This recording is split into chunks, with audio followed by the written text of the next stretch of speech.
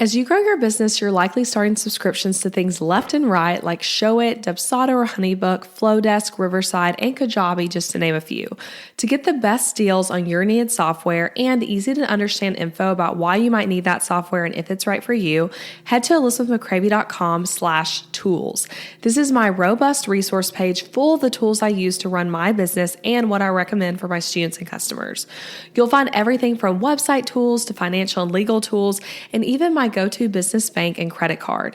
This page is free to access and just about guarantees to save you money with all the great promos and discount codes I have for these companies.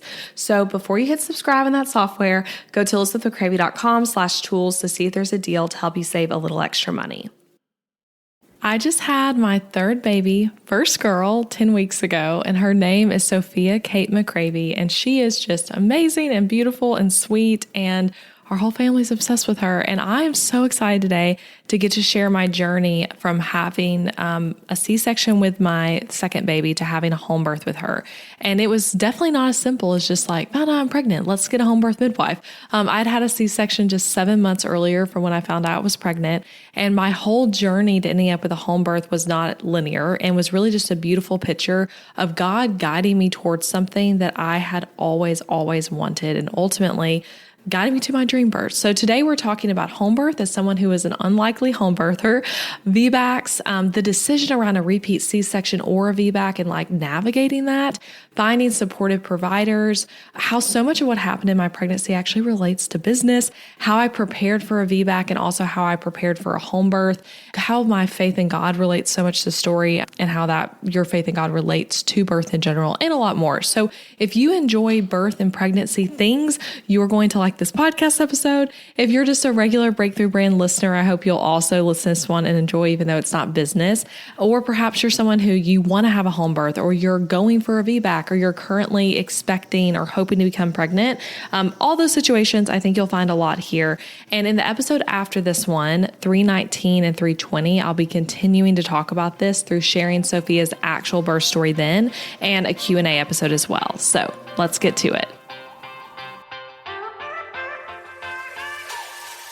Hey guys, I'm Elizabeth McCravy, an online educator for entrepreneurs, website designer, wife, boy mom, and your host for the Breakthrough Brand podcast, the show that's all about pulling back the curtain on how to actually build a successful business. I don't skim the surface around here. If you want to dive deep into the nitty-gritty details of what it takes to run a sustainable business that fits your unique lifestyle while standing out in a crowd, then you are in the right place. I created a multiple six-figure a year business in my early 20s, and now in my 30s, I'm still running that successful multiple six-figure a year business on just part-time hours now as a working mom. I'm here to share everything I've learned and everything I'm still learning, because I believe that the keys to building a thriving business should never be a secret. Here you'll find episodes that are actionable, direct, and fun, like friends chatting business over coffee, and a fresh, honest take on the reality of being an entrepreneur. If you're ready to master online marketing, website design, personal branding, mindset, time management as a busy parent, scalable and passive income, and business strategy, then this is the podcast for you. It's time to build your breakthrough brand. Let's do this.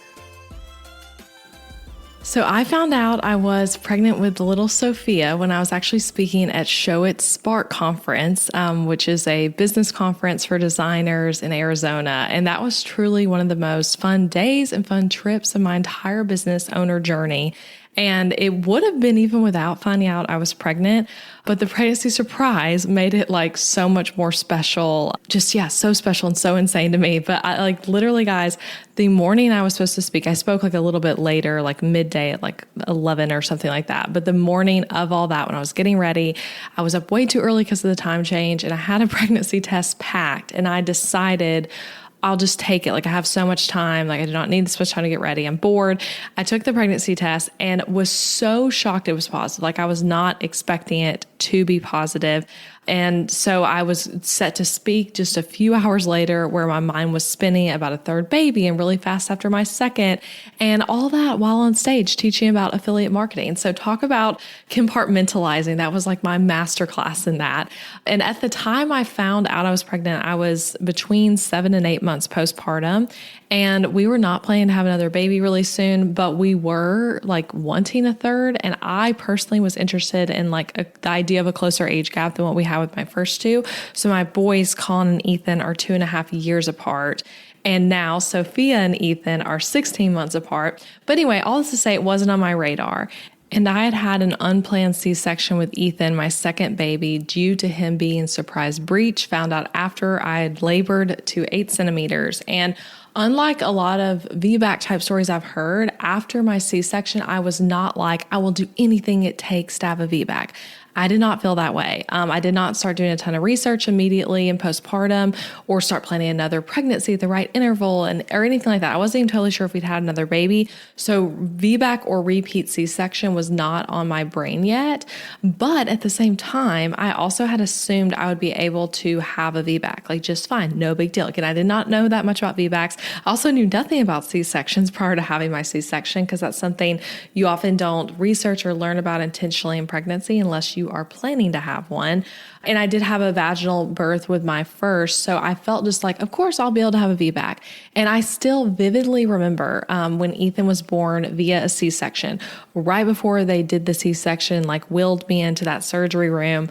And I was just like a mess of like tears and kind of confusion. I was mad about the process because I had been working so hard in labor. I felt like I was almost there. And then to be told, like, you have to have a C-section right now. Like, there is no other option. There's no doctor here that will do a breech vaginal birth. I was just really upset. But I remember the doctor who was about to do the C-section, she told me, good news, if you do decide to have more children, just so you know, you can have a VBAC, no issues, because of the reason for the C-section being positioning related. And they told me again that in postpartum after my C-section, kind of as like a comfort thing almost of like, hey, we know this wasn't the birth you wanted, but like you can totally have a VBAC. So anyway, I held on to that information and just assumed it would be fine, no big deal. And I did not know all the things about pregnancy intervals and things like that. I knew to some extent, but not that much. And that's a big factor in whether or not a provider will support a VBAC, which we'll get more into. But basically, I wasn't super educated in this stuff. And the midwife team who I had my C-section with never gave me any information really about anything in postpartum when it came to C-section recovery, which I find really frustrating when I think about now and all that I've learned through recovering from a C-section, through being pregnant again after a C-section. Like, there's so much stuff you can do to just take care of your body, not only when you're thinking about another pregnancy and another birth, but also just like your long-term health after having a major surgery where there's scar tissue buildup and all of that kind of stuff. So I feel very like well educated on it now, which I'm grateful for, but at the time I wasn't. So with myself not knowing much of anything about VBACs, I actually very early on in this pregnancy felt the desire for a home birth. And Adam was very much like not on board early on, but not in like a negative way, but he was more just like, I guess not taking me seriously yet because I wasn't really serious yet, but I felt the desire for a home birth. And I contacted one of the home birth midwifery groups in my area just on their contact form a few weeks after finding out I was pregnant. I was like, oh, I'll just inquire. And again, I wasn't really even sure that I wanted a home birth. But I was thinking like, man, I've always had that desire. I've always wanted a home birth. Like, maybe I should go for it this time. Why not? And I did not think it would be an ordeal for me to have one. But this group kindly responded that they can't support VBACs at home, period. Like, they don't have the ability to like take on a VBAC client at home. And then I contacted some other home or midwife groups and I got that same response, like no VBACs at home, period. And so I was like, okay, like that was something like sad to me and shocking. I feel like I kind of had a little bit of like a mini grieving process of like, okay, like I think this is our last baby. I'm never going to like get to have a home birth. Like, that's sad. So I remember like even processing that with a friend of like, yeah, I always wanted a home birth, but like no one will take me. And so I just, at that point, I started to be back on like, okay, now I'm just deciding like, do I want to try for this VBAC in a hospital? Do I want to have a repeat C-section? I need to like learn about these things. So that same week as I got the news that these midwife groups were not able to do VBACs at home, I had my first OB appointment with the same group. I had seen my whole pregnancy with Ethan and that I had for my C-section. And so at this first appointment, I'm so excited. This is where you like get to hear the heartbeat for the first time and all of that kind of stuff. I was maybe like 8 weeks along or something like that. But I was meeting with a nurse practitioner and I asked her about a VBAC. I even asked her about like home birth. I knew they would not be doing a home birth, but I wanted to hear her opinion of like, is a home birth possible for me? I kind of was told it wasn't, but like, what do you think? I asked her about the tight age gap of 16 months. And this nurse who did my appointment tried to scare me, and it really did work about trying for a VBAC. And this feels to me like, again, I've learned so much more and heard so many VBAC stories at this point postpartum. I was listening to VBAC stories my entire pregnancy. But this nurse told me that it would be neglectful for me to even try for a VBAC and that I'm not eligible with their practice. You're not eligible because I did not wait the 2 additional months to get pregnant again. So basically she told me they would support me in a VBAC if the babies would be 18 months apart, but not 16 months apart. So 18 months is like the minimum pregnancy interval recommended in general, but also definitely for when you're trying for a VBAC. And she also talked to me about death and said some things I will not repeat on this podcast, but I definitely cried in the appointment and also felt a little bit like I was treated like I was stupid for even mentioning a home birth or even mentioning a VBAC. And I was just hit with this news I was totally not expecting. And I was kind of like, this same midwifery group is the one that told me that I'd be a great candidate for a VBAC, but then she was telling me something so opposite of that. So anyway, that was a very disappointing experience and appointment, but led me to really start researching VBACs versus repeat C-sections and the safety and all the risk and a risk of both and all that kind of stuff. So just learning stuff I never knew as someone who wasn't planning to be pregnant again so quickly and who didn't even know if I'd have a baby again after my C-section. So from this point at about like 8-ish weeks pregnant until I was 22 weeks pregnant, I was totally undecided about trying for a VBAC or do I want to schedule a repeat C-section? So like, that's where I was at. I wasn't even like home birth had kind of been a thing on the radar, but then home birth became off the table. So it was more just like, am I going to try for a VBAC in the hospital or am I going to schedule a repeat C-section? So I made pros and cons lists about all of it. I listened to podcast episodes about it. I read articles. I talked to women who had done either. And I read like research scientific articles about the risk of VBACs and uterine ruptures and things like that. But I really do mean it. I was truly undecided. And sometimes it feels crazy to me now to think about how I was so undecided. And even reading back through my pregnancy journals, because I'm very big into journaling. I love chronicling my pregnancies through like prayers every week written in, I love the Dear Baby prayer journal by Duncan and Stone. And this time with Sophia, I also did the pregnancy week by week journal. And then I have a promptly journal too that's like from 0 to 18 for your kids. So I had all 3 of those places, or during my pregnancy, every week or every month, I was like writing about what was going on. And looking back through, I really was writing that like, I might schedule a repeat C-section. Like that actually sounds really nice in a lot of ways. Or maybe I'll try for a VBAC. And it really changed like day to day for me. And also like depending on what the latest like podcasting I'd listened to was. And so it feels crazy that once I did decide, I really did decide and I felt very determined, but it was an actual decision for me is what I want to like say here basically. And I think so much of the reason it was an actual decision for me is a few things, but one being that I do believe all birth is beautiful and all births are holy and spiritual. And I believed that I could have a great birth with a C-section again, or as a VBAC, or as a home birth. Like I just truly believed all of it was good and that God is present in all of it and that every baby's different, every birth is different, every mother's different. So like what's right for this person I'm hearing their VBAC story on this podcast might not be right for me. And what's right for me may not be right for this woman who had a repeat C-section or whatever it is. Like everyone is just so different. So, and I've always felt that way. If you've listened to my past birth story episodes with Colin and Ethan, I will link to those in the show notes because they're awesome, just beautiful stories that I actually have enjoyed re-listening to myself. Colin just turned 4. And on the week of his 4th birthday, I re-listened to his birth story and it brought me to tears just remembering the moment I became a mother. Like he's my first in that whole process. But even in that episode, I talked about that through his birth that had every intervention just about possible except for a C-section. I mean, literally every other intervention. And that went totally not according to my plan at all, but how I felt like it was still such a holy and spiritual experience giving birth to him. So anyway, I believe that is like a foundational principle of birth, that all birth is beautiful and that every birth is different, and like epidural or unmedicated, like doesn't matter. It's a personal decision and all of them are great. So even as someone like now who's had a home birth that I just loved and was like just such an amazing experience, that doesn't leave me over here sitting talking to you to say everyone should have a home birth, because I don't think that's true. Just like I don't think that everyone who has a C-section should try for a VBAC. I think it's a very personal decision.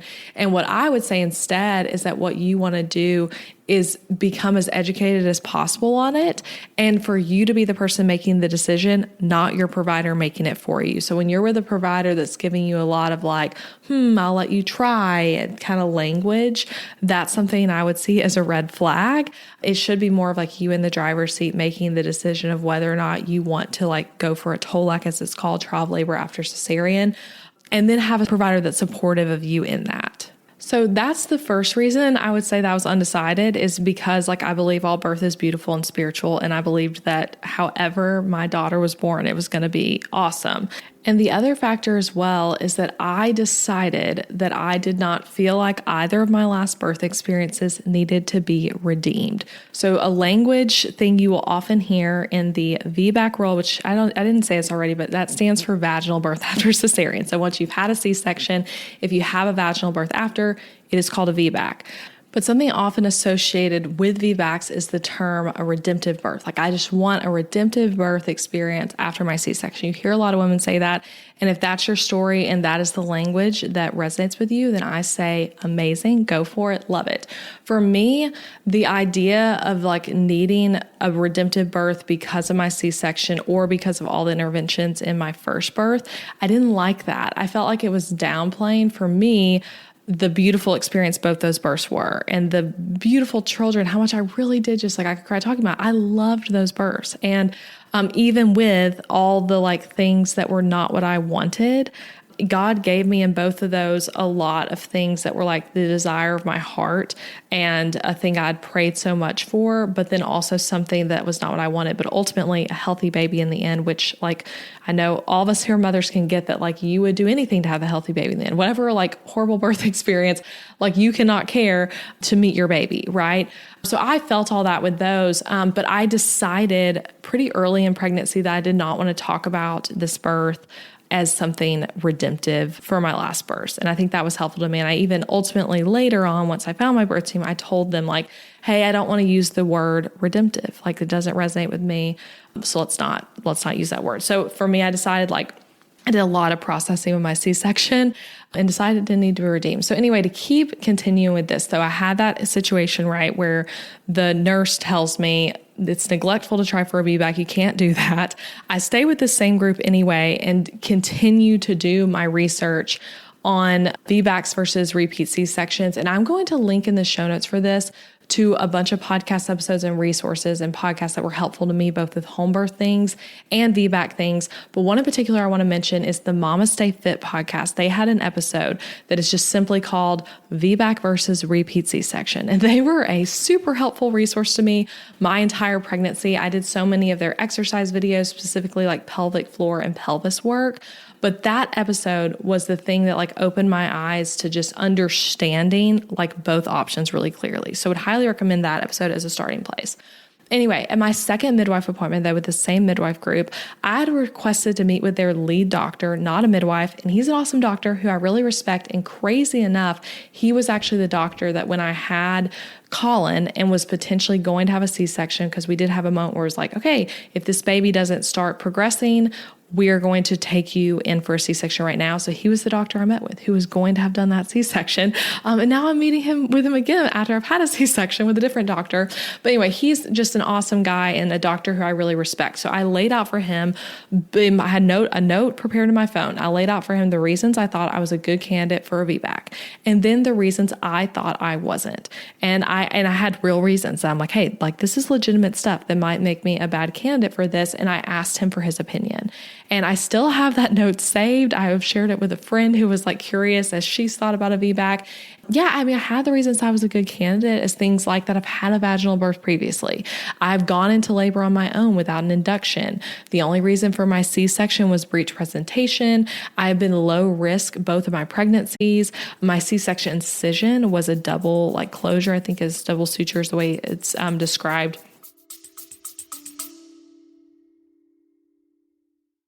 Need some extra pages to improve or add on to your Showit website, but you're not in the market for an entirely new template. Been there. Sometimes you just need a little extra help to save you time as you add new things to your website as your business grows. That's why I put a huge focus on creating Showit add-on templates to meet your needs, including tons of add-ons that you won't find in any other template shop. From pages to promote yourself as a conference speaker, to pages to house information about your podcast, add-on templates to help you build a quiz lead magnet, favorite things pages, Instagram link in bio so you can ditch that Linktree subscription, and so much more. Head to elizabethmccravey.com/shop to see them all. There are so many more than what I just named, and you can even bundle them together to save more. But as a podcast listener, you can also use the code BBPOD to save an additional 15% off on your add-on or full site template purchase for a limited time. If you are hearing this ad right now, that means the deal is available. So go shop now using the code BBPOD.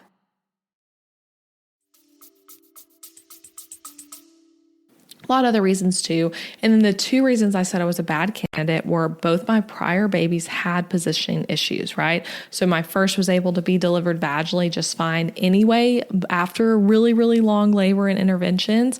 And then the 16-month age gap between my babies was the other reason. So bad positioning both times and a really close age gap. And then I told him, here are the things that are appealing to me about a repeat C-section. And what are your thoughts basically? And he responded in the way I really wish more providers would respond about this decision. Because again, I hear so many awful stories about this on podcasts where women are sharing their birth stories, just so much scare tactics used around VBACs. But he told me he was impressed by how informed I was and how he thinks I'm a great candidate for a VBAC and that they would support me in that. Again, despite what that nurse had told me, he had a very different view, but their practice, they would support me in that. And then he said, it sounds like you're not sure what you want yet, which is totally okay. And most women know what they want by the third trimester, and I have plenty of time to decide. So just keep researching, keep thinking about it. And I love his response, and he was right because I did eventually know what I wanted, and I just didn't yet. At this point, when I was 12 weeks pregnant at this appointment or at my 8-week appointment, I just didn't know yet, and I needed that time. So if that's you, listening, if you're whether it's even to try for a VBAC or if it's something as simple as do I want a home birth? Do I want to be in a birth center? Do I want to be in a hospital? Do I want the epidural or not? Those kind of decisions, you do not have to make that when you are 8 weeks pregnant. You don't even have to make that until labor starts for some of those decisions, like an epidural or not. So I would just encourage you to, like I said earlier, just keep getting informed, keep learning, and then make the decision that's right for you, which might be different than what you've done with a prior birth, and it might be different than what you'll do in the future. So for me, deciding on home birth, let's talk about it. So like I said, up until I was 22 weeks pregnant, I had no idea if I wanted to go for a VBAC or a C-section. I just kept thinking about it, praying about it. And some of the time I was ignoring the decision. I feel like I put it off. There were some weeks where I was really tuning into learning more, and other times where I was just I'm just not even gonna think about this. And I actually kept wishing that the decision could be made for me. I said that many times where I was just I just wish there'd be a really clear sign or something that if I'm meant to have a repeat C-section, something that would just clearly stop me from even the option of a VBAC. I was feeling those things. I wanted someone to make it for me. And this is where things get really cool and special. So I was so undecided in all of this. And then I took my break from airing new podcast content on my show, which I'd never taken a break like this before in my 6+ years of podcasting. I did a podcast episode actually talking about the break, the decision to take that break. And then I did an episode after about how it went, how it affected my business, and what was going on during that break. So those episodes are 307 and 308 if you're curious to listen to that after this. But basically, I took 3 months off from airing anything and from recording anything new, which when you're always creating content, like I had been for 6 years, it can be really hard sometimes to quiet your mind and go inward more on decisions like this one about birth. And I actually wasn't taking a break for that reason at all. I just felt like I needed a break. I felt like God was telling me to take a step back from that element of work during pregnancy instead of waiting for my maternity leave to take a break from the podcast. So it was like, it wasn't really even related to birth, basically, that I was taking this break. But it really was crazy beautiful to me how it lined up. But on the day that the final episode before my break aired, so that episode 307 that I was explaining the break. So at this point I was done recording episodes, right? Because I had recorded that one about a week and a half prior or so. But on the day it aired, I got clarity that I wanted a VBAC, and specifically that I wanted to revisit this home birth decision and find out how the heck I could potentially not only have a VBAC, but have an HBAC, which stands for home birth after cesarean. So I felt clarity about going for this, but I also felt scared and not knowledgeable, and home birth felt very out of reach to me. Like I truly had the thought so many times during my pregnancy of who am I to think I could have a birth at home after my past birth experiences. And that's not from me saying that I think it's impossible for anyone to have a birth at home. It was me. Like I'm over here, like had so many interventions with my first, had a C-section with my second. It wasn't even that long ago. Like, I don't even know if I can do this. Like that was kind of my mindset at times. But then at the same time, I felt excited and interested in a home birth. And I was like, oh man, I've always wanted a home birth. Like with Colin, my first, I actually was super interested in a home birth with him. I almost switched to a home birth midwife at the end of my pregnancy in the third trimester.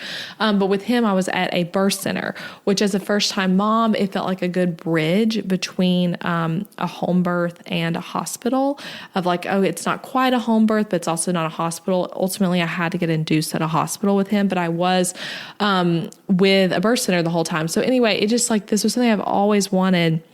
And I felt that interest, but also like wasn't even sold on it early on. And so when I started this like decision again at 22 weeks along of like, okay, let's start pursuing home birth. Let's talk about it. I was like so desiring it, but also still so afraid and felt like, what am I doing? So like one of the early calls I had with a potential midwife, she could even tell on the call, and she told me this, like, I'm not even sure if you want a home birth. Like you kind of seem like this might not be a good fit for you because you seem so afraid of it, even though you are talking like you want it. So like, even though at that point I had made the decision and started working towards finding a midwife and also towards finding a doula, I didn't actually know immediately in some senses. So I'm sharing that to say that maybe if you are interested in home birth yourself, but you're like, yeah, I'm not feeling that like super sure thing. I still have fears. I still have questions. I'm just like, I can't visualize like, how does this work? That doesn't mean it's not the right thing for you. It could still absolutely be the right thing for you, like it was for me. So I've been asked a lot about how and why I decided to pursue a home birth and a VBAC in general. And I think it's a good question because like I already said, I don't think a VBAC is right for everyone. So if you've had a C-section and you decide on a repeat C-section and that feels right for you, I think that's good. Like I said, all birth is beautiful and sacred. And what's right for one person might not be for someone else. What's right for one of your births might not be what's right for your next birth.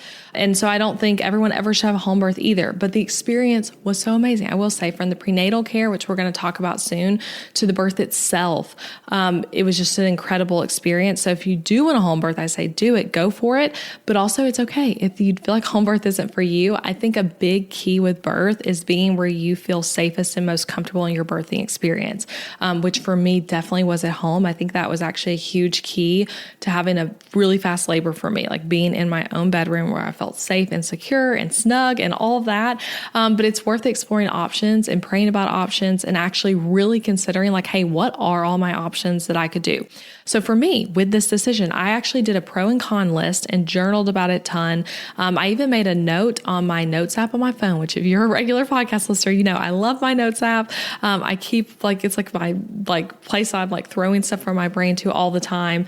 So I love a good note on my notes app, but I made a note that I looked at often and actually ended up sharing with my doula and also with Adam, so they could encourage me in my decision if needed. But the note had 3 categories on it. Okay. First one was reasons I'm confident in my HBAC, which again stands for home birth after cesarean. The second column, so to speak, was why I want a VBAC at home. And then the third one was things that make me confident in my decision. Again, this is how my brain works. And I added to this list over time, and I did legitimately read it multiple times, especially at the end of pregnancy, where I got really scared. At one point, very far into my 3rd trimester, I considered backing out of the home birth decision. And it was like, and I feel like I didn't actually like truly consider it, but I let my mind go there of like, okay, Elizabeth, just because you're just this far into it doesn't mean you can't switch back to a hospital. And I feel like that was helpful for me and made me realize like, no, I really do like trust God with this and I want to have a home birth. I want to try for it. But I did just have a lot of fear come up that was like, again, not that home birth can't be great and safe for someone else, but like, how can it be for me? So anyway, I'm going to read you though, the 6 reasons I put that I wanted a VBAC. Again, these are very specific to me and everyone has to make their own unique decisions in these things, but I thought it could be helpful to hear why I wanted a VBAC. And I'm also going to read why I wanted a VBAC at home. So, okay, this is just legitimately the way I typed it. Number 1, the labor process is also important for the child, which I can kind of explain that one. There's a whole thing, you can read about it online, but a baby just being in labor, right? You being in labor, your uterus contracting, the baby trying to be born has so many health benefits for your baby over a scheduled C-section. So even if you labor and end up having a C-section, the fact that you labored, whether it was an induction or just started on its own, has huge positive benefits for that baby. And I think I even felt that intuitively in some ways with Ethan's birth of how, I labored for 15 hours and then had a C-section. And I still felt like so glad I had that labor. And I feel like it was even before I knew that bit of data and research that it was like I knew that like, hey, this was good for my baby that I labored. So that was something that hit me that made me want to VBAC of like, just even try and labor, even if it ends up in C-section is good for my baby. Number 2, the risk of uterine rupture is almost the same for a first-time mom as it is for a one-time C-section mom going for a VBAC. Just no one talks about it. Okay, look this up. This was huge for me when I found this out during my pregnancy, but uterine rupture is the thing dangled in front of women who've had C-sections to be afraid of. And again, sometimes there is a reason for that fear, and there's a lot of different factors that can make someone more at risk for a uterine rupture than someone else. So I'm not trying to say that that does not happen. I know it does, but the actual percentage risk factor for a uterine rupture is basically the same if you are a first-time mom who's never had a baby as it is for a one-time C-section mom going for a VBAC. You are at the same risk factor. But think about it. If you've had a baby before, with your first baby, I bet no one told you that you should be afraid of a uterine rupture, right? Like it's just not talked about. But then when you're going for a VBAC, it's talked about extensively. And again, that risk of uterine rupture goes up with things like a special type of scar. Obviously, the more C-sections you've had, there's a lot of different factors there. But in my case specifically, the risk was the same. And my risk was actually even lower because I'd had a prior vaginal birth. So anyway, worth reading about that yourself, but that was a really interesting data piece for me. 3rd reason, a uterine rupture can happen even with a hospital birth, even without starting labor. It is a risk I'm taking regardless to have another child. So that was something that was just helpful to me of like, there's a risk here. No matter what, I'm taking a risk by being pregnant again after a C-section. Number 4, I've always wanted a home birth. This is likely our last baby, and I want to at least know that I gave it a shot. And that was probably one of the biggest reasons for me when I think back on this, that it was just like, man, this is something I've always wanted. I feel like God's laid it on my heart. I wanted to at least know I tried, and I tried throughout my pregnancy to make peace with the idea of a repeat C-section happening after labor, with the idea of a hospital transfer happening, all of that kind of stuff. I don't know if I made peace with it or not. It's hard for me to say since it didn't happen. So I want to think I made peace with it, but I may not have, but I wanted to like at least try.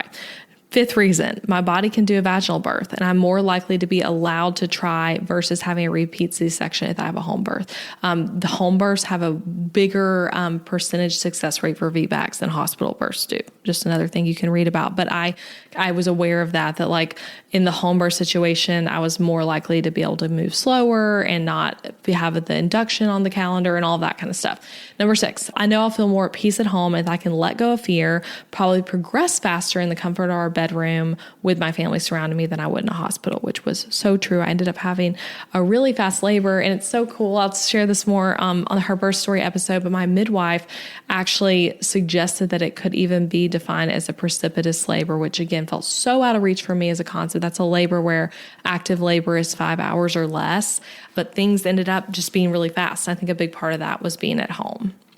And I'll read you a few of the reasons I put that I wanted a VBAC at home. So I feel like God is telling me this is the kind of birth he has for my last baby.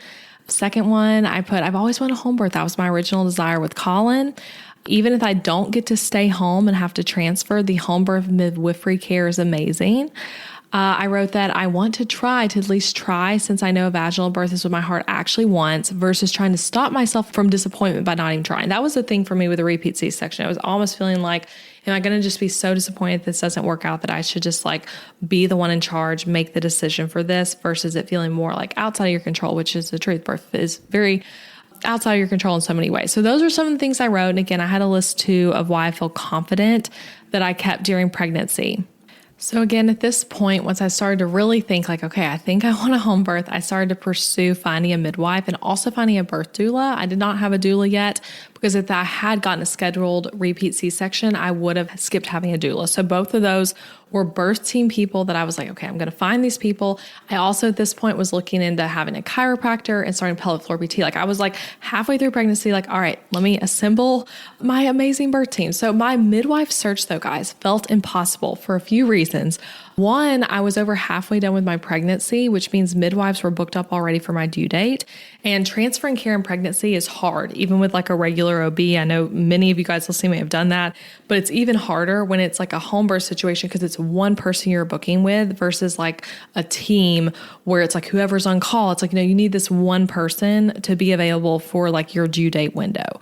A second reason, my due date was 7/7, July 7th. And so right around the 4th of July, right? And most midwives go on call for you between 37 and 42 weeks, which means that 4th of July and also just like peak summertime was tough. And I found out through all my inquiries that a lot of midwives even like take off for the summer completely and like, or traveling for the 4th or whatever it is. So that was another reason. And then obviously third thing, the biggest reason was I was a VBAC birth, which many midwives are just a hard no on. And then another one reason, if the midwife was like, no, I will do a VBAC at home, that 16-month interval can also be like, okay, actually I said I could, but now I can't because that was too close. So I had all these things against me in my search. And again, it all makes sense, not blaming anyone for any of that. But I did really both trust God that I'd find a midwife if home birth really was what I was supposed to do for this birth. And in the trusting God, I took insane action at the same time. So I was not just sitting around twiddling my thumbs, being like, if it's God's will for me to have a home birth, then a midwife's going to pop up at my door. I did not. So I literally contacted, not kidding, probably every home birth midwife listed on the Tennessee Midwives Association website. I think I contacted every one of them. I even accidentally contacted some people twice, and they had to email me and be like, girl, you already emailed me once about this a few months ago, and now you're following up again. And then every time I got a no, I marked the person off a random checklist that I had made on my phone. Literally, guys, the Note app was called Midwife Hunt, not kidding. I found it when I was outlining this, and that's what I named it. And I counted on the list, and I contacted 17 midwives total before I found my incredible midwife who I ultimately hired. Okay. 17 people, guys, 17 emails or contact forms filled out before I found my person. I even had calls with some of those midwives, but 17 people. And I feel like there's a business lesson in this that I didn't even see until I outlined this episode. But too often we give up too quickly and say something's not possible when we really did not actually just give it the shot it deserves. So early in pregnancy, I left the no to a home birth VBAC from those, the midwifery group I reached out to in the Nashville area that was home birth calls me to say well, this is just not possible for me because I've had a C-section.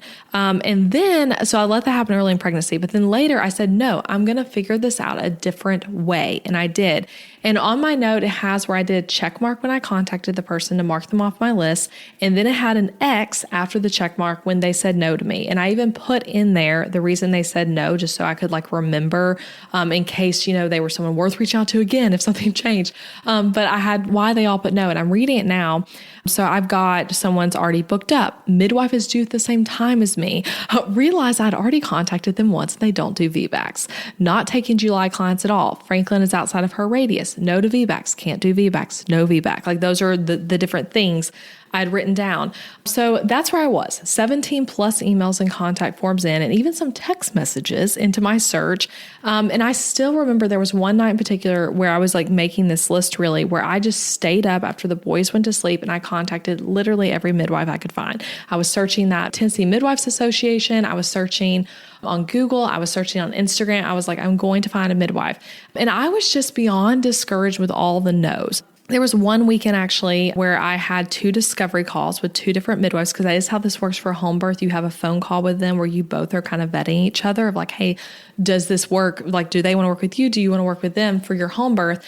And on that weekend, the first midwife I talked to told me yes. She was my first yes. In all those 17 people I contacted, she was my first yes. She was available and she was okay with a VBAC.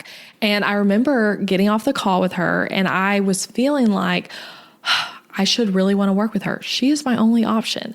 And I told Adam, like, hey, like I had a call with this person. She says she'll do a VBAC. And Adam was like, yes, that's incredible. You found your midwife. Like, yeah, I'm so excited. Because at this point, Adam was like totally on board with home birth and supporting me and trying to find a midwife and all that. And we were talking and praying about it and all the things. And I told Adam the truth of how I felt about the conversation, though, which was that this midwife was incredibly nice, incredibly qualified, like a gazillion years as a midwife.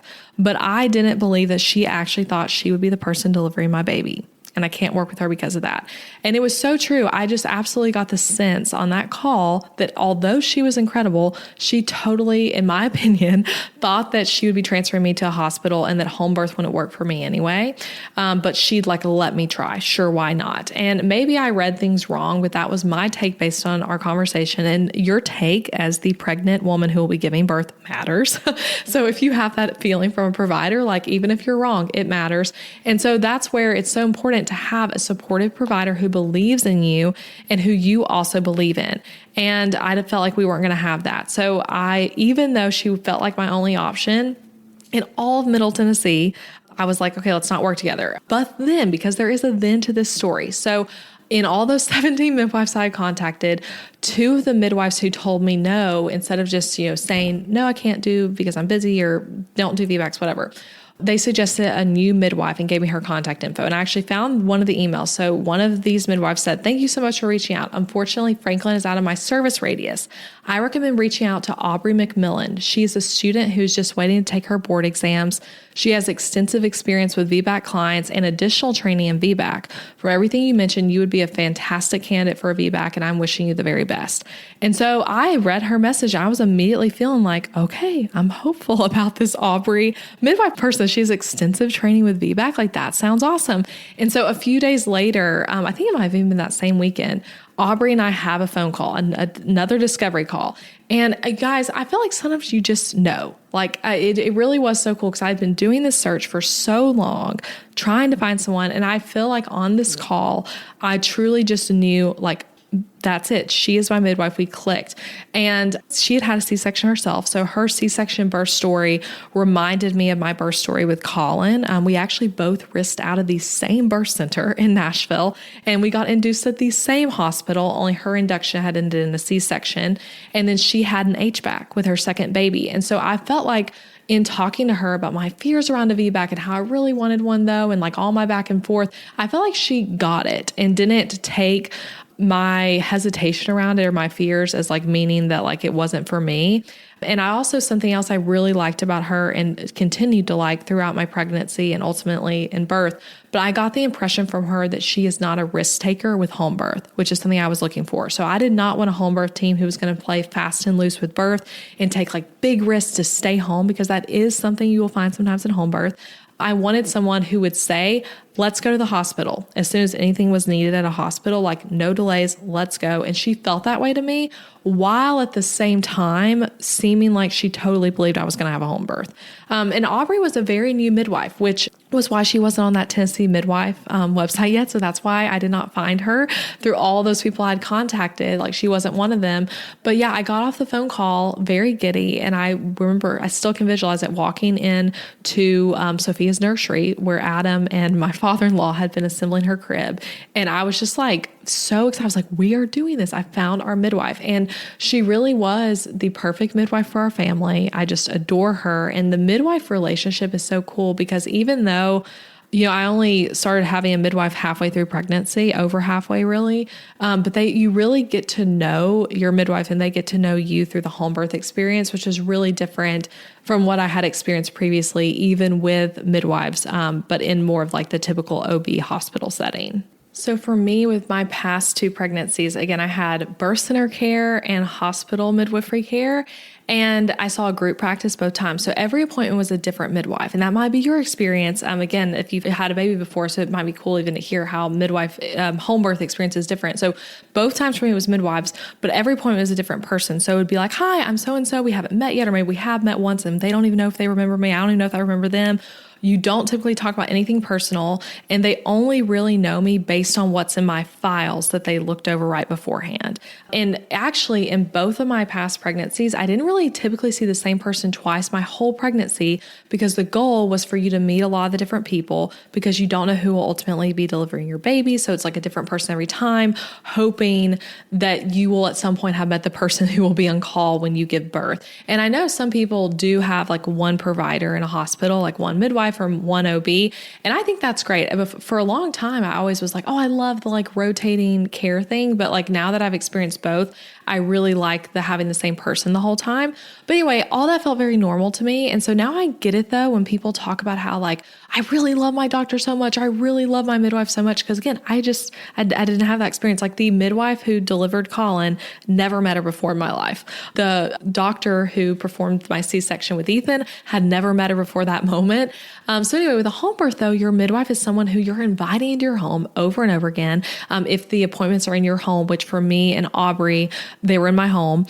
They are someone who will be around your spouse and your other kids a lot, who will get to know things about you more as a person, and who really isn't there just to deliver the baby. But again, in my experience with Aubrey, she offered a lot of emotional support too, and even more support health-wise beyond just the pregnancy. Like, guys, I'm going to get into it, but like, I think I also had like my healthiest pregnancy yet, even with a third, even after a C-section, even with the close interval, and even with coming into pregnancy with some things like low iron and low vitamin D and things like that because of the close interval in pregnancies.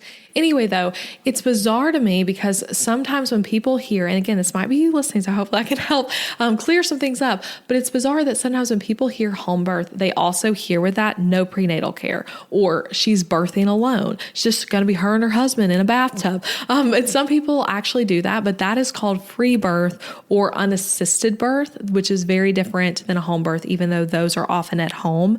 But it's not the same as a home birth. And I personally would never, ever do a free birth or decline prenatal care. I think that doesn't, I could get into that. I'm not going to, but that's not me. And not most people who are having a home birth either. So if you've had that perception of home birth, you aren't alone though. I actually saw that reaction so many times in my pregnancy from people where I would say like, I'm having a home birth. And then they're like, oh my gosh, like, so it's just going to be you alone having a baby. And I haven't explained to them like, no, I'm actually having like the best prenatal care I've ever had. And there will be 2 midwives there and a doula and like other people. Like it's just, anyway, it was a lot of like explaining that for me and throughout pregnancy. So it definitely is perception, but let's talk about the prenatal care. Because like I said, this was the best prenatal care I had between all 3 pregnancies. And again, if you are someone who you're like me and you're like, I'm interested in home birth, but like, what the heck does it even look like? You have no mental perception for it. Hopefully all this information will be helpful because this is stuff I feel like I wish I would have known even because it does just feel like so foreign when you're so not used to it. So like I had said, she came to my house for every appointment. And some midwives you go to an office setting when you're having home birth, but with her, she came to my house. Most appointments were in my living room, just sitting on the sofa. And this was so convenient too with other kids to take care of and as someone who works from home. So there were appointments where like I would be sitting here in my office and then see her walk up to the front door, stop what I was doing for work, and we'd do our appointment. Other times where like she was coming on a day where I didn't have childcare and the boys are both napping and I do my appointment with her, or where Colin and Ethan are at the appointment, which was so amazing having them both there and getting to like experience prenatal care with them, which I did not do. I didn't bring Colin to any appointments with Ethan just because I always just tried to do it on time I had childcare. And I love doing things like blood work in my living room, even on my couch. Like it was so weird to me at first. Like I remember the first, maybe the second appointment, she drew my blood to do like lab testing to like get a baseline for where I was at this point in pregnancy to see what supplements and things we need to work on and change. And it was so weird not being a medical setting, but it also helped me see how birth can just be a normal thing. And yes, there are birth emergencies, but birth in and of itself is not an emergency. Being pregnant in and of itself is not an emergency. And it really helped me see that, like that first time that she did labs, it was crazy. Colin was there with me. He was standing right there and he watched Aubrey draw my blood. And he thought it was the coolest thing ever. It helped me be much calmer to be like, okay, my child is like super closely watching me do this. She even let him like help with like bandaging it after, stuff like that. It was just really, really cool. So I loved that aspect of it. And I think I had a healthier and happier pregnancy and definitely a better postpartum experience. More on that later, but because of the extremely high quality care I received. So for example, this is again still bizarre to me. And I think God like laid things out like this throughout my pregnancy to remind me that like you can have a home birth, Elizabeth. But I was GBS positive for both of my boys' pregnancies. Okay. Which is something that, typically you just ignore and then treat during labor with an antibiotic. Like that's most OB's approach to GBS. There's not much like, okay, you have GBS, so like let's do these protocols to try to treat it. So my past 2 pregnancies, I had never had anyone try to do anything except for like, be like, okay, you're GBS positive. You will have an antibiotic during your birth. So Aubrey, because she knew my health history and all that, she knew I had been GBS positive previously. And I just assumed I was going to have it again because I'm like, it was not that long ago. Like I had GBS when I gave birth to Ethan, which was not that long ago. So I'm like, I probably have it again. But she knew I was GBS positive and she had me buy a very specific probiotic supplement that she thought would get rid of it before birth. And y'all, it did. I literally just assumed, I'm always going to have GBS. Like I had that twice, I'll have it a third time, and that'll just be a thing I deal with this time too, only this time in a home birth setting. But wrong, with the right probiotic, and it might have been other factors too, but I think that particular probiotic was a big part of it. I didn't have it. So just like so cool. And I think that was even a moment, like I said, that God was trying to show me like, Elizabeth, you are a low risk pregnancy outside the fact that you've had a C-section. So God was showing me that over and over again. But other things like doing the glucose test was a much better experience doing that at home. That's a test that your provider will do about, I forget what point in pregnancy, kind of before the 3rd trimester, but to assess whether or not you might have gestational diabetes. So I did a different kind of test called the FRESH test, which is what is often used by home birth midwives. I also had my best score I've ever had on that test. With Colin, I actually had to do a longer testing because it was thought that I might have very likely gestational diabetes. With Ethan, I barely passed the test. With this time, I passed it with flying colors.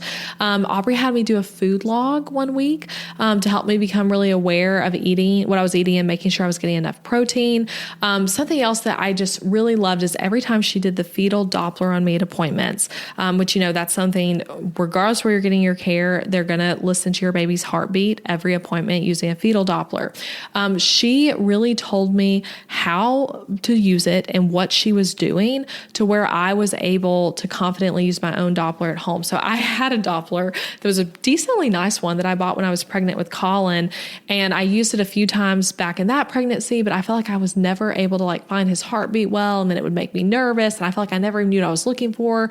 I wasn't good at figuring out where he was positionally as he grew in my stomach to find the heartbeat, all of that. So anyway, she was showing me through using hers and sometimes using mine, like, hey, here's how to use this. Here's Sophia's baseline. Like, this is the range that she's in typically. So like, that's what you want to look for. And like, as she gets bigger, like, here's where you want to listen to, and here's how we can tell where her position is even based on the Doppler.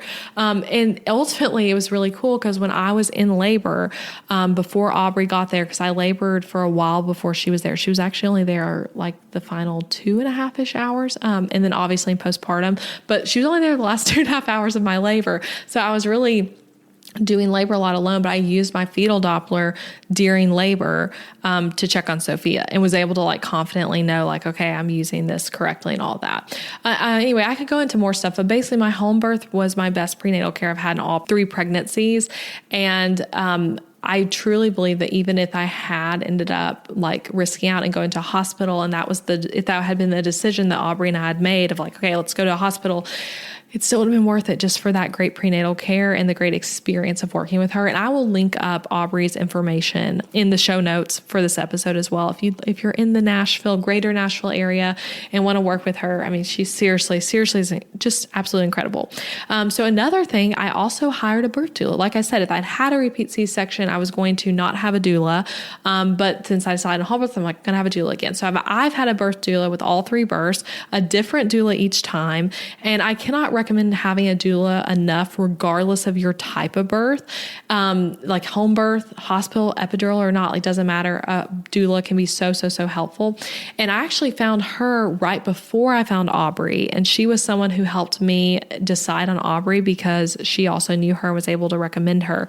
But similar to my conversation with Aubrey, where I knew like Aubrey was the one, I felt that talking to Vierre Janae, that's her name. She goes by V, and we just really clicked. And she and I talked first on the phone, and then we did a Zoom call with Adam too, because she likes to meet the spouse before working with someone. And we both just felt like, yes, she's perfect for this birth and this baby. And she was someone who was a really great, like, calming energy, I would say, throughout birth. She's also training to be a midwife herself. So she has a whole lot of experience and many years of experience with a doula. So that was my birth team being assembled, V and Aubrey so far.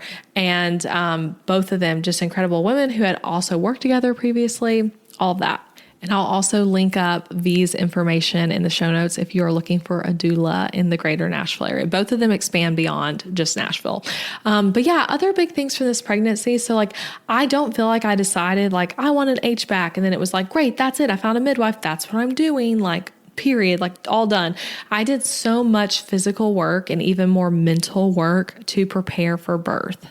And I also did that with my past pregnancies, right? So this wasn't like the first time I was doing exercises and things like that to prepare for birth, but it was so different. The things I did this time, that's what I would say, it was very different than the things I had done previously because I was coming into this pregnancy with more information, coming into this birth with the experience of having had 2 prior births.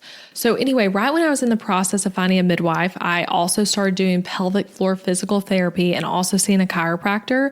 And I saw both of them all the way until the end of pregnancy, all the way to going to almost 41 weeks. So I started with both of them from around like 22, 23 weeks and until the end of pregnancy. And first it was just like every other week-ish or every 2 weeks, and then every week at the end for like the last month or so. And I think both of them, my pelvic floor physical therapist and my chiropractor, were huge in helping me achieve a VBAC. So I just want to say that very clearly, that if you are going for a VBAC or going through a home birth, pelvic floor PT and seeing a chiropractor needs to be part of your birth team. And guys, and this is going to be a lot of you listening, so I want you to hear this. I did not know what a pelvic floor physical therapist even was until doing it. Like, I had no idea. I'd heard that term.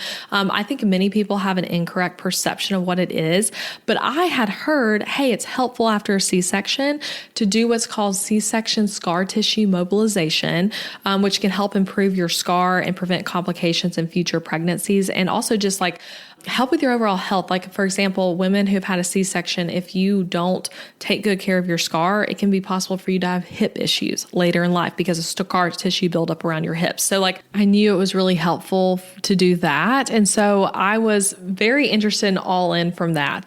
But it was so much more than that though. So like, my pelvic floor physical therapist, she gave me exercises to do at home to strengthen and stretch my pelvic floor and to also work on my C-section recovery while being pregnant.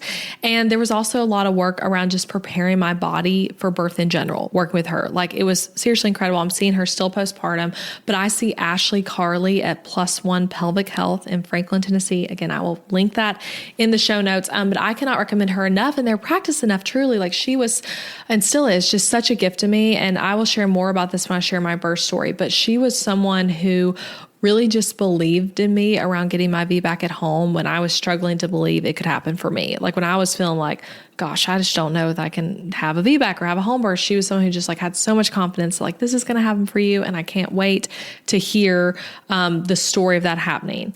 So she's amazing. Pelvic floor PT, like, go do it. Regardless of if you've had a C-section or not, it's just a great way to help prepare your pelvic floor and your pelvis alignment, all that for birth. Like I said, I also saw a chiropractor from around 22 weeks on. and so helpful to both feel better in my body during pregnancy with like all the aches and pains that come up, but also for birth prep. And something that's so crazy to me that I'm very excited to use this moment on my podcast to talk about, but that no one talks about. But injuries to your pelvis at any point in your life can actually affect how birth goes for you by affecting how your baby has to work to navigate your pelvis to be born. And that seems very obvious that would be the case, right? That like a pelvis injury and your pelvis being misaligned would make it harder for because the baby's working through a lot of stuff to be born. But it feels obvious that would be true, but no one really talks about it. And your provider has probably never directly asked you, like, have you had pelvis injuries at some point in your life? So for me though, I actually learned this was a thing after my first baby, Colin, where my labor was just incredibly long. It was 44 hours induction. And yes, I mean 44 hours where I was actually like in labor, not just 44 hours at the hospital. But it was so long because he couldn't navigate my pelvis. And he was in a really wonky position where his head was kind of like up against my hip more instead of being pointed down. And then of course my next baby was just completely breech. It was like my babies were like not positioning themselves well to be born. So I do have that history, right? A poor positioning from my babies and a difficulty descending my pelvis. And I broken my tailbone twice as a teenager. And I think those two things really play together more than might come to mind naturally. So I broke my tailbone twice. Once was in a soccer accident and I just fell down playing soccer. But the bigger one was in cheerleading. I was a flyer. I was dropped from a stunt and landed on my tailbone. It was very severe. And those injuries, I barely remember now at this point because they were so long ago and I don't really think about them much, if ever. But they did affect my pelvis and my tailbone, and my chiropractor, Molly, and Ashley, my pelvic floor physical therapist, they both were able to see this when examining me, that my tailbone was curved and sideways a little, and just some other factors in my pelvis were a little off, and in a way that's not going to affect you in everyday life, but would affect you with birth. And so this is something that we specifically worked on every time I went to the chiropractor. Like she literally would work with my tailbone of repositioning it, and also with my pelvis in general. And when I think about how I had a faster labor and I also only pushed for 15 minutes with no tearing, I think that this work with them is something that helped that. There's obviously other factors too, like I birthed in the water, which is supposed to naturally reduce tearing and also help things be faster and things like that. But I do think the work with them of getting my body ready for birth, getting my pelvis, my tailbone, all that aligned well, was huge in preparing for that pushing phase to be so fast. So anyway, shout out to my chiropractor too. So I see Molly at Tennessee Alternative Medicine, also in Franklin, Tennessee, and she's wonderful. So if you are local to the Franklin, Nashville area, check both of them out. Ashley at Plus One Pelvic Floor, and then Molly at Tennessee Alternative Medicine. And then Aubrey, her business is called Oak and Clove Midwifery. And then Vierge White was my doula. So anyway, I'm going to link to all them with names in the blog post for this episode. So some other things I did to prepare for a home birth and a VBAC, for birth in general, that relate to things that you're doing just during pregnancy, not during labor, that I want to share. I'm definitely forgetting some. I tried to just make a bulleted list of what comes to mind as the biggest thing. So obviously, like I said, the chiropractor and pelvic floor PT would be two of the biggest ones. But some other things, a lot of these are ones you may not think of, but one that was huge for me, watching home birth videos on YouTube. And this is very different than Birth Story podcast. So one of my friends actually, when we hung out, it was kind of towards the end of my pregnancy, we were talking, she's had a home birth. We were talking about home birth stuff. And she's like, I was asking her questions. She's like, have you watched any births? And I was like, no, I've listened to a lot of podcasts. I've heard so many birth stories. So I really know what's going on. She's like, no, you need to just watch it to see how home birth is so different than what you've experienced previously. So she encouraged me to just go on YouTube and look up some home births. And so I did that, and I watched, it was just different people who have vlogged it or just put up a 3-minute video that's showing the part where the baby's being born and kind of what labor's like and all that. But that was really helpful to me to prepare for a home birth specifically, because it was interesting to see okay, the midwife's really hands off. Okay, the baby comes out looking a little different. The baby often doesn't cry immediately, and that's okay. How is it laboring the water to still do fetal monitoring? There were all these things that I learned through watching home birth videos that I just randomly found on YouTube. So that's something I would encourage you to do if you're going for a home birth.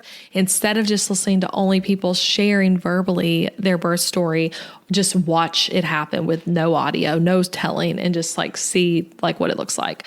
So that was big for me. Birth Story podcast. I really loved the VBAC Link podcast, Happy Home Birth. Those are two I really love to listen to birth stories on specifically. I'll link to even more in the show notes, but like I just loved hearing different people's births and people's VBAC stories. It gives you a lot of perspective into processing your own past births and also things about like what to maybe expect for the kind of birth you're going for. I also learned a lot about breech birth. That was a big thing for me. And that was both big for me in processing my C-section due to breech positioning and also just thinking, I could have a breech baby again. And my midwife, Aubrey, is actually trained in breech vaginal birth. And so she was comfortable, if I had felt comfortable, if Sophia had been breech, to have a breech baby at home. I don't know if I would have done that. I was more concerned with like making sure she wasn't breech, but it was helpful to me to learn about like, okay, like what is it actually like to vaginally deliver a breech baby? What does that look like? What are risk factors? What would it look like to realize they're breech and then go get a C-section when you're having a home birth? Like I just learned a lot about breech birth. And again, that also helped me process my C-section really well. On that note, with breech, something I did this pregnancy that I would say did help me prepare is I had extra ultrasounds, which feels so funny because often with home births, you hear people have no ultrasounds like their whole pregnancy because it's like it can be very anti-ultrasound world. But back on how like with home birth care, I felt like I was very much in control of my own birth and my own pregnancy experience. And Aubrey was there helping me and informing me and telling me my options. And so I told her, I am really concerned about positioning. Like last time, no one knew Ethan was breech until I was at 8 centimeters. So I would like to, as much as possible, at least know that I'm going into labor with a head down baby. Even though I know they can technically flip during labor and all that kind of stuff, I wanted to like do all I could to know that. So I actually had 2 ultrasounds near the end of pregnancy that Aubrey scheduled for me at an ultrasound clinic just to help me have that peace of mind that even though we're feeling my stomach and we're using the Doppler and all these things to figure out positioning, like we are seeing on a like monitor here that the baby is head down. So that was, again, that's very specific to me, but that was important to me to like have that assurance. And other things I did to prepare, Mama Stay Fit. I mentioned them already. They have a podcast and a YouTube channel, website, all that good stuff, online courses. But their YouTube videos specifically around like preparing your pelvis for birth, helping the baby get into position and drop and all of that kind of stuff, and just getting your pelvis to be like a friendly place for a baby to like descend through quickly.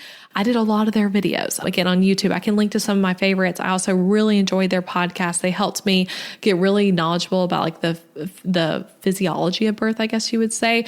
But again, I think like my birth being really fast, my pushing being very fast with no tearing, I would contribute a lot of what I was doing exercise-wise from their videos. I was doing a lot of pelvic tilts and a lot of cat-cows and things like that, and a bunch of other stuff I had literally never seen before in my life in any of my previous pregnancies I learned from their videos. I think a lot of that helps me get my body ready for birth.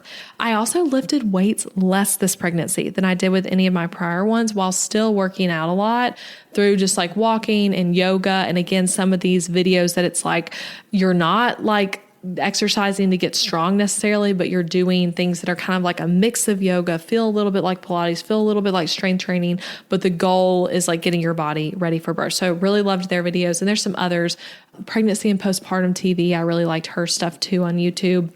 Again, I will link all this.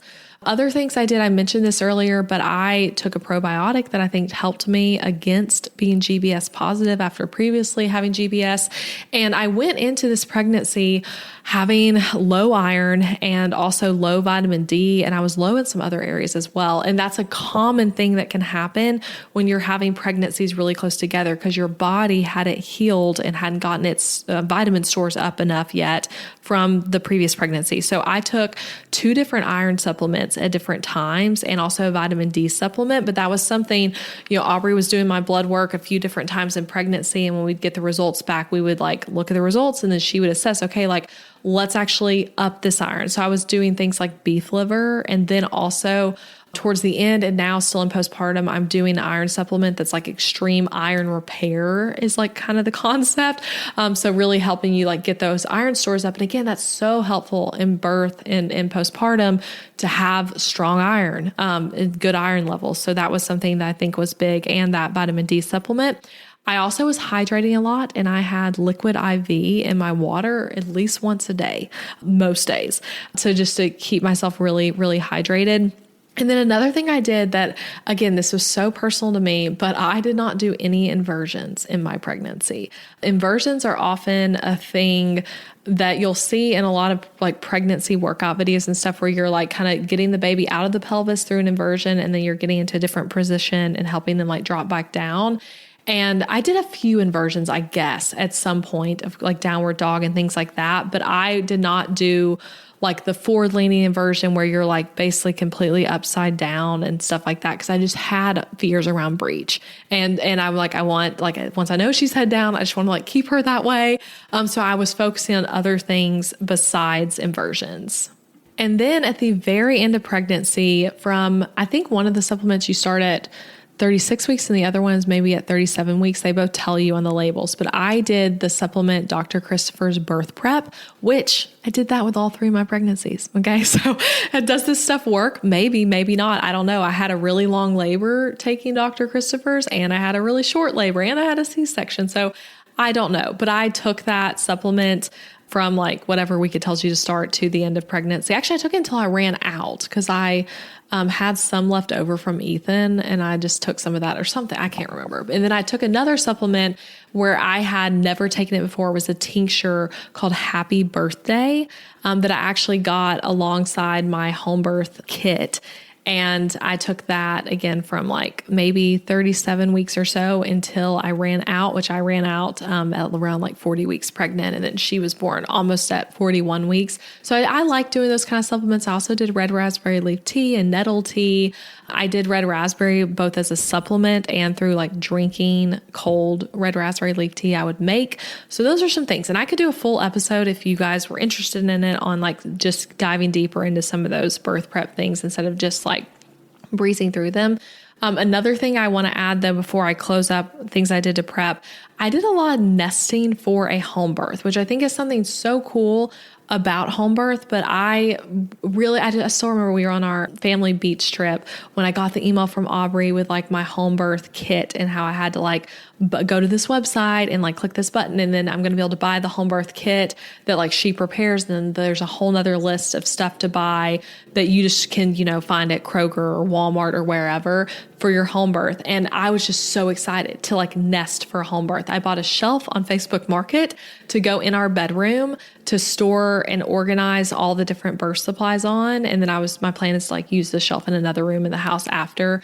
But I, had that set up, and that was just like, I think it was both fun for me, but also good birth prep. Even though on paper it's like, well, why is all like organizing a shelf? Like obviously that's good for birth. I think it was good, like mental prep is a better way to phrase it. Like me getting so prepared and nesting and preparing in this way for birth was really good birth prep for me, and really fun, just so enjoyable. Like I loved that preparation aspect of a home birth. Something else I did is I had a really well-packed hospital bag and a really well-planned hospital transfer plan, which again, everyone is so different with birth. But for me, having that transfer plan, having the hospital bag packed was something helping me prepare and feel confident in a home birth. Because if I were to have to transfer, I want to set myself up as great as possible to continue on having a good birth experience, to not be at the hospital all of a sudden and be like, I don't have any chapstick, I don't have a change of clothes, I don't have a toothbrush, like whatever, I don't have any snacks. So I was really prepared in that way, which I'll share more about next week when I share her birth story. But like both the nesting for a home birth and at the same time holding space and openness and being prepared for a transfer as well was really big for me. So those are some things I did. Again, I'll link to stuff in the show notes, but I could talk about all this for days. Thank you for listening here till the end. And I hope this was helpful. And do let me know if you want further episodes on any of these topics, because I really do truly love birth and pregnancies and all the beautiful uniqueness of each experience.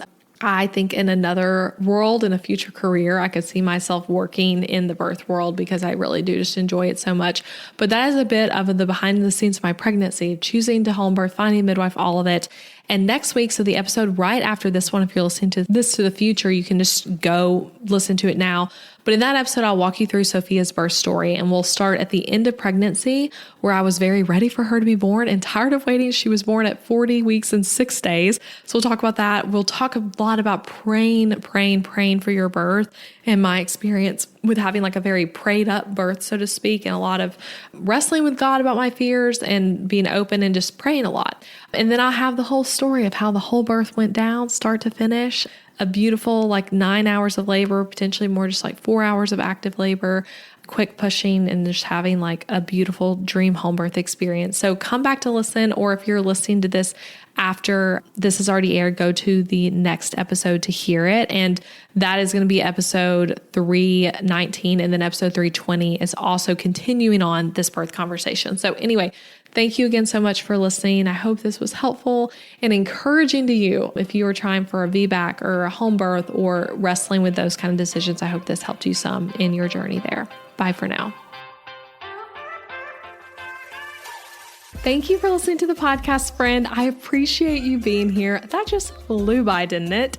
Hey, if you enjoyed this episode, I really want to encourage you to check out my website where you will find tons of resources to help you grow a profitable and sustainable business. Over on ElizabethMcCravy.com, you'll find things like free workbooks, guides, quizzes, lock screens, and checklists to encourage you in your business, help you grow, and give you practical solutions to many business problems. You'll also find my top business tools. Yes, I literally list out all the major ones for you on my website. And I even have a lot of special discounts and offers for you guys to snag as you try these products, services, and softwares. If you want to take the podcast content and make it super actionable, my resource page is here to help. So go to ElizabethMcCravy.com/tools to access everything. I hope you have fun exploring all of it over there. And if you loved this episode, leave a rating and review for the show wherever you're listening, or share with a friend. That's a great way to support the podcast, and I appreciate it so much. Thanks again so much for listening. I'll be back next week with a new episode. Bye for now.